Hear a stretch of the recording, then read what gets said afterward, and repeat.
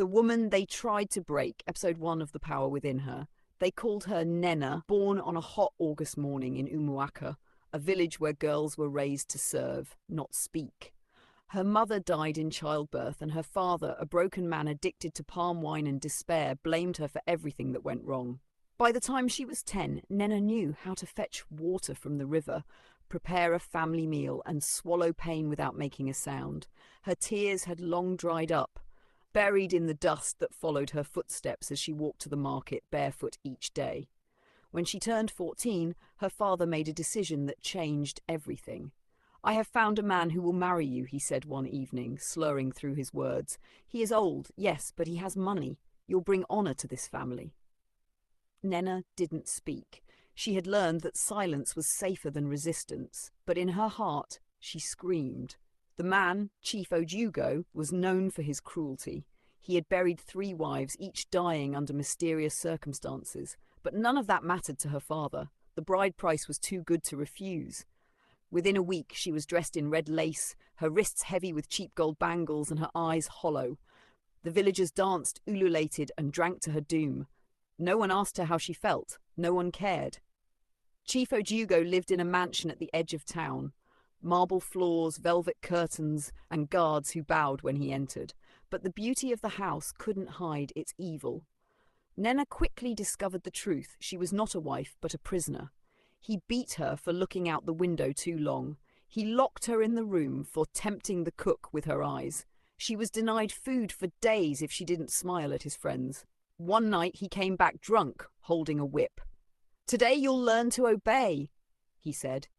Nnenna closed her eyes and took the lashes, her skin tearing, her soul retreating. But somewhere deep inside her, something hardened, a quiet seed of rage, of resistance. She didn't know how or when, but she promised herself, "They will not break me." Months turned into years. Nnenna endured in silence. She was watching, learning. She discovered where the keys were kept. She memorized the guards' routines. She studied the finances and noticed the money laundering, the fake charities, the mistresses in Lagos. She bled, but she also became sharper. Then came the night everything changed. Chief Ojugo brought home a new girl, just 12. "She will serve you," he said with a smirk. But Nnenna saw the fear in the girl's eyes. She saw herself 5 years ago. That night, while everyone slept, Nnenna made her move. She crept to the study, took the keys, freed the girl, and walked out through the servants' door with nothing but a bag of documents and a pocket knife hidden in her wrapper. They disappeared into the night. Nnenna found refuge in a convent in the next state. The nuns welcomed her and the girl, offering them food and safety. But Nnenna didn't stop there. She handed the documents to a journalist who had once done a story on women's rights in the region. It exploded. Chief Ojugo's empire crumbled within weeks. Fraud, abuse, human trafficking. The headlines screamed. He was arrested, his properties seized, his name stained forever. The village was stunned. No one believed it. A girl they thought had been broken brought down a giant. But Nnenna didn't stay to gloat. She had more work to do. Over the next few years, she used the donations that poured in to build something new. The House of Hope, a shelter for abused girls across southeastern Nigeria. Survivors began to arrive, raped children, forced brides, beaten wives. And each time a new girl entered, Nnenna sat with her, held her hand and whispered, "They tried to break me too." She became a symbol, not of revenge, but of resilience. Her face appeared in newspapers. NGOs invited her to speak. Politicians tried to co-opt her voice, but she refused to be used. By 25, she had saved over 100 girls, mentored dozens more, and trained survivors to speak out. She became the fire that ignited other flames, and yet she remained humble. Each night she knelt by her bed and prayed for the mother she never knew, for the girl she had once been, and even for the man who hurt her.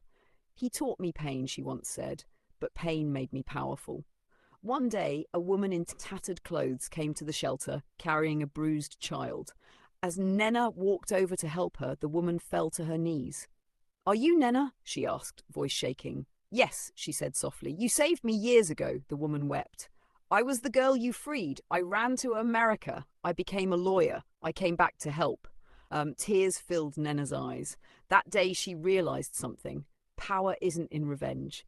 Power is in planting seeds that grow even when you're not looking. Final words.